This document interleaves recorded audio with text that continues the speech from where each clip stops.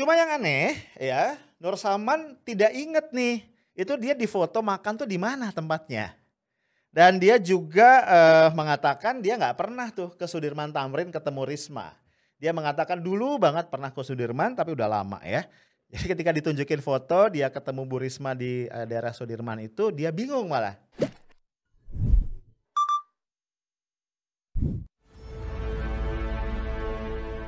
Guys, aksi belusukan Mensos baru kita Tri Risma hari ini atau Ibu Risma nampaknya masih berbuntut panjang. Ya, jadi never ending stories ya.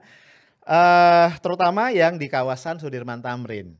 Ini Pak Cecep Muhammad Yasin, Wakil Ketua Umum Pergerakan Penganut Khitoh Nahdiyah PPKN. Ya, gua nggak tahu hubungannya sama NU apa ya. Ini mengatakan akan melaporkan Mensos ke Polda Metro Jaya atas aksi belusukannya itu. Nah, Pak Yasin mengatakan begini, mengerikan sekaligus memalukan. Saya sudah beli tiket untuk terbang Jakarta, melaporkan masalah ini ke Polda Metro Jaya. Polisi harus berani membongkar dugaan kebohongan publik, hoax. Nah, yuk kita lihat lagi ya, seperti apa aksi belusukan Risma di Sudirman Tamrin.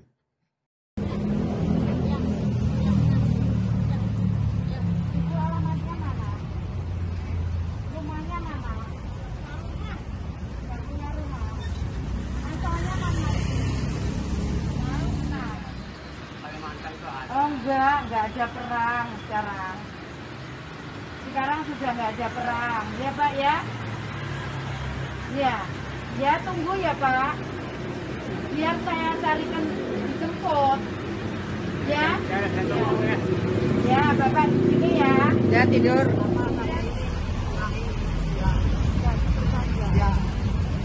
Pakai laporan polisi ada.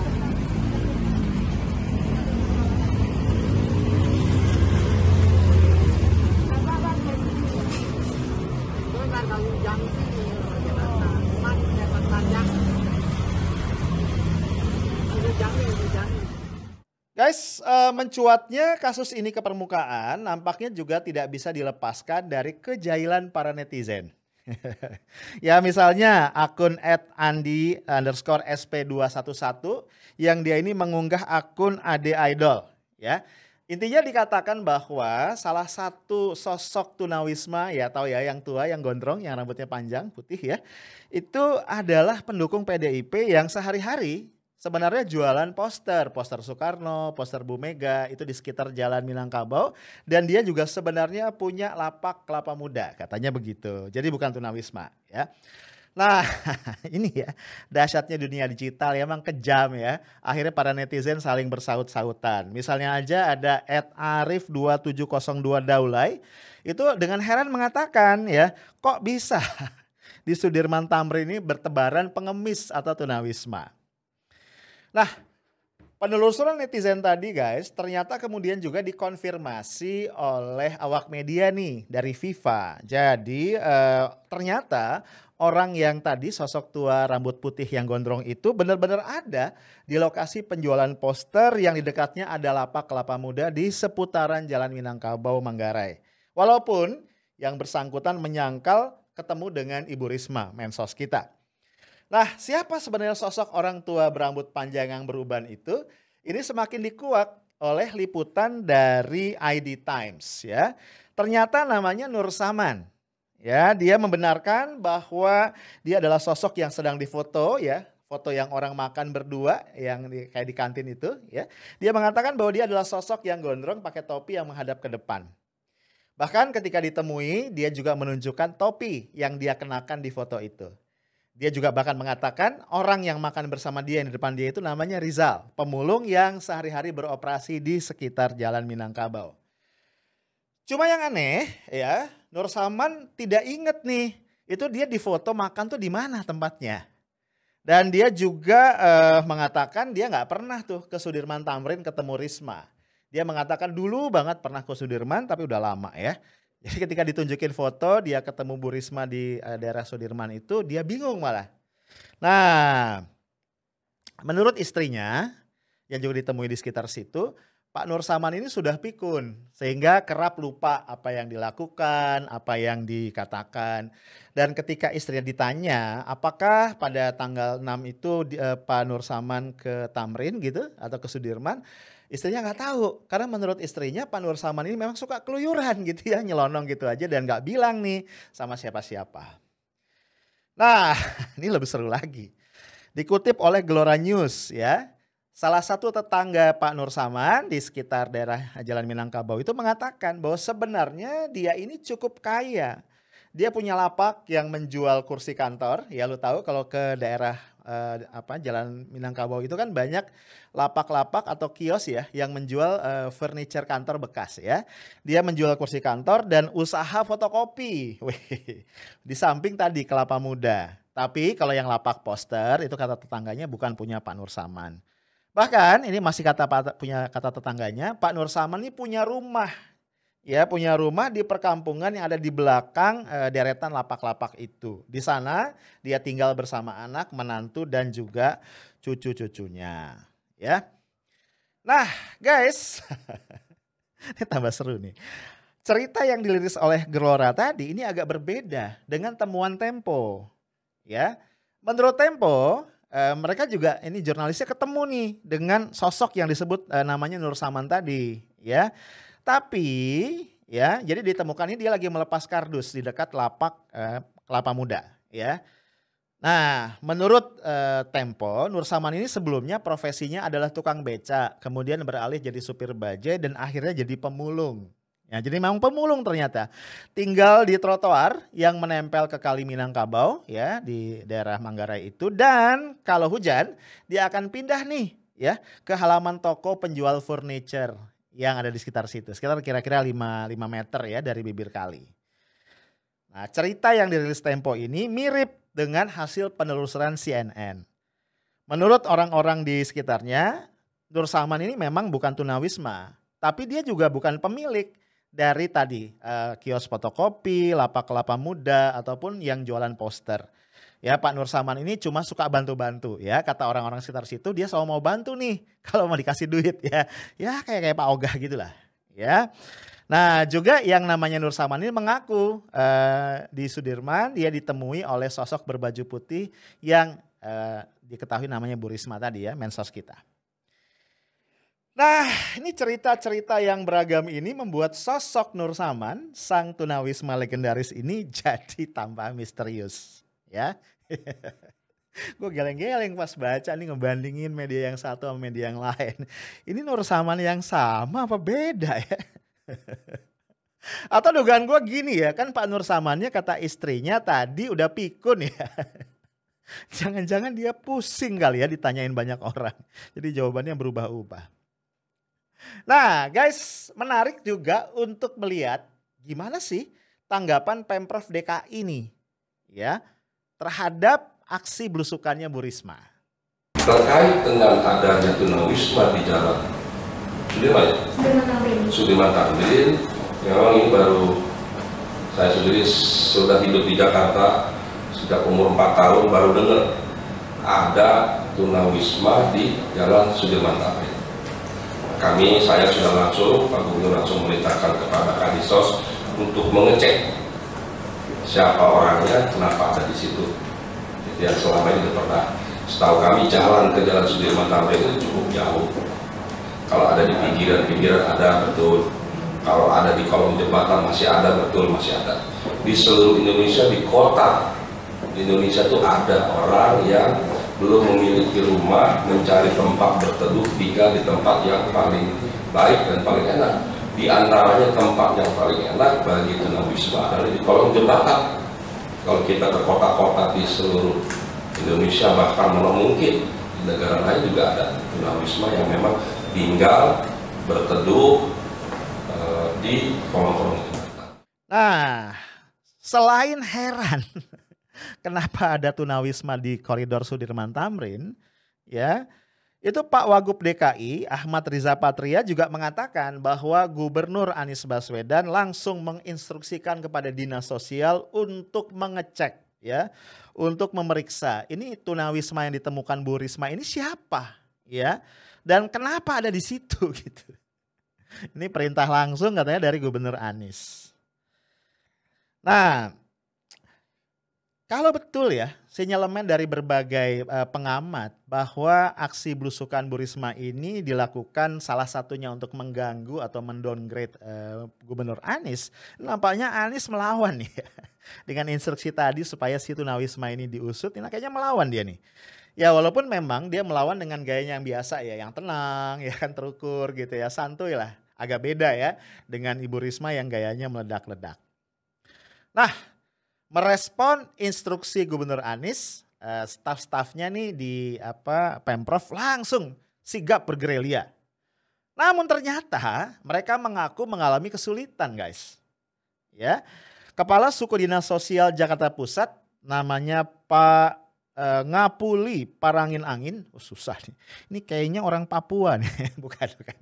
Orang Medan ya. Pak Ngapuli Parangin Angin mengatakan bahwa pihaknya belum menemukan sosok tunawisma tersebut dan nggak tahu di mana yang bersangkutan kini berada. Ya, tepatnya Pak Ngapuli mengatakan begini. Kita udah telusuri sepanjang jalan sampai ke kampung-kampung. Kita belum nemu. Belum nemu. Entah kemana kita nggak tahu. Kita tetap upaya mencari, sampai sekarang tim kita sedang bergerilya terus sampai ke kampung-kampung di sekitar situ juga. Tim sosial, tim Satpol PP, kita koordinasi, kita bawa fotonya, orang kampung tidak tahu. Tidak ada di sini tuh. Jadi kebayang, Pemprov jadi sibuk gitu. Gue bingung aja nih kenapa ya gaduh melulu ya kita ini ya. Aduh. Nah guys, lebih jauh lagi aksi belusukan Risma ini kemudian memang memicu berbagai reaksi yang terus terang lumayan keras ya. Salah satunya datang dari Direktur Eksekutif Indonesia Political Opinion, Mas Deddy Kurniasyah. Dia mengatakan tegas ya, aktivitas Risma ini lebih mirip pemimpin kota. Ya, tepatnya Mas Deddy mengatakan begini. Ini yang dikhawatirkan sejak penunjukan Risma. Ia kurang sigap dalam skala kementerian. Padahal apa yang Risma lakukan, belusukan maksudnya, semestinya dilakukan oleh pemerintah DKI. Jadi menurut Mas Deddy ini ada persoalan skala kompetensi. Ya, mungkin Bu Risma dalam konteks sebagai wali kota Surabaya itu sudah proven. Memang tugas wali kota hands on ya, mengatasi persoalan-persoalan masyarakat langsung dengan turun. Nah tapi kan kalau kita bicara menteri sekali lagi dia berada di level kebijakan yang levelnya nasional mencakup Sabang sampai Merauke bukan cuma Jakarta.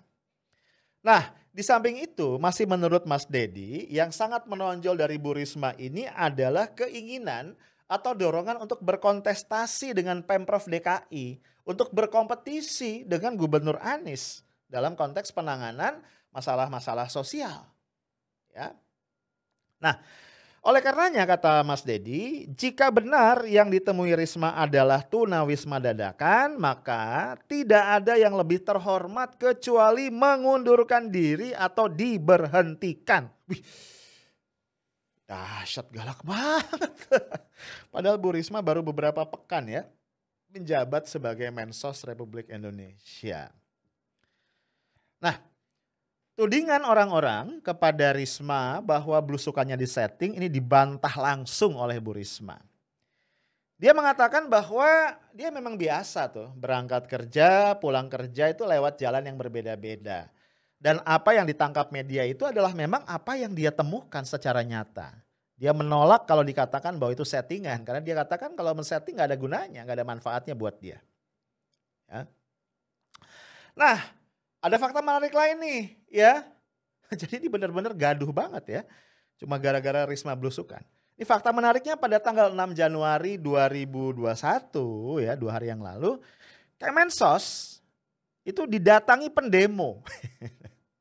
Ya ada 50 orang ya yang mengatasnamakan Komite Aksi Mahasiswa untuk Reformasi dan Demokrasi. Singkatannya Kamerat. Ngeri bro. Lo inget apa coba kalau ada dengar kata Kamerat ya? Gua inget KGB ya. Ya, koordinator aksinya Mas Albar mengatakan begini, bahwa mereka itu aksi demo itu dalam rangka ingin mendukung kebijakan Risma sebagai Mensos. Karena mereka menengarai ada beberapa dirjen di bawah Mensos yang tidak sejalan dengan Risma. Wih, dahsyat ya. Nah, ini ada seorang legislator kita ya. Dia adalah anggota Komisi 8 DPR RI dari fraksi Partai Keadilan Sejahtera. Pak Bukhari Yusuf itu heran dia. Ya benar-benar dia bingung. Kenapa? Kok bisa ada pendemo yang orang luar gitu ya, itu tahu betul kondisi internal. Ya seandainya benar nih ada dirjen-dirjen yang gak sejalan dengan Mensos baru gitu. Ini kok bisa gitu? Tahu detail dan terus demo. Ya sampai-sampai Pak Bukhari mendengar ini jangan-jangan nih orang suruhan katanya begitu. Ini kalau sampai betul-betul orang suruhan dahsyat ya dramanya ya. Ini bukan lagi drama Korea, drama apa ya yang levelnya di atas itu. Nah, gua nggak mau lanjutin keributan ini guys. Terlepas dari segala kegaduhan dan kontroversi yang tadi udah gua coba jembrengin ya kepada lu semua. Ya benar-benar disayangkan kalau Ibu Risma terus larut di dalam acara-acara agenda belusukan yang tak kunjung padam ini. Kenapa gue bilang begitu? Karena tugas Kementerian Sosial yang beliau pimpin di masa pandemi ini sangat berat ya. Sangat berat. Dan juga jangan lupa mendapat alokasi dana dari anggaran negara yang sangat besar untuk menolong masyarakat yang langsung terdampak. Nah apalagi nih guys, kita tahu ya bahwa pemerintah itu sudah bulat mengumumkan penerapan PSBB Jawa Bali full ya tanggal 11 sampai 25 Januari yang akan datang. Lu bayangin ya. Jadi kalau sebelumnya itu PSBB itu DKI sendiri, daerah lain sendiri, ini untuk Jakarta Bali semuanya. Karena memang ternyata penyebaran COVID-19 semakin tidak terkendali. Lah guys, dalam kondisi penerapan PSBB yang skalanya sangat luas itu bisa dipastikan bahwa aktivitas ekonomi masyarakat itu akan sangat terhambat.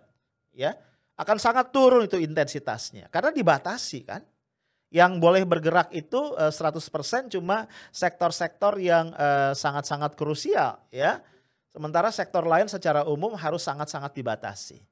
Nah artinya apa? Kita bisa bayangkan kembali tingkat ekonomi masyarakat itu akan melorot. Nah disinilah kemudian Kemensos harus hadir untuk memastikan bahwa masyarakat mendapatkan atau tersedia bagi mereka social safety net yang memadai.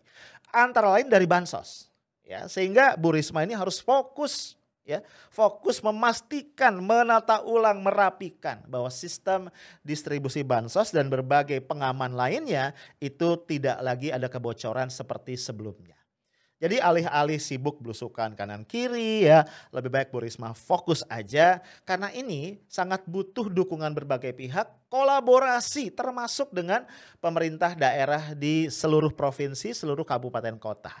Ya, jadi instead berkompetisi ya, atau berkontestasi 2024 masih lama ya Bu ya, mendingan fokus dulu. Karena kalau ini berhasil ditangani dengan sendirinya Bu Risma juga akan mendapatkan nama yang harum. Nah guys, ngomong-ngomong tentang bansos yang sempat dikorupsi oleh pendahulunya Bu Risma, gue ingatkan ada di change.org itu petisi hukum mati Juliari Batubara koruptor bansos COVID-19. Kalau lu mau tanda tangan ya, ini udah lebih dari 2.000 orang ya tanda tangan. Kalau lu mau join ada linknya di kolom komentar. Nah itu aja dari gua, stay tough, smart and professional. Assalamualaikum warahmatullahi wabarakatuh.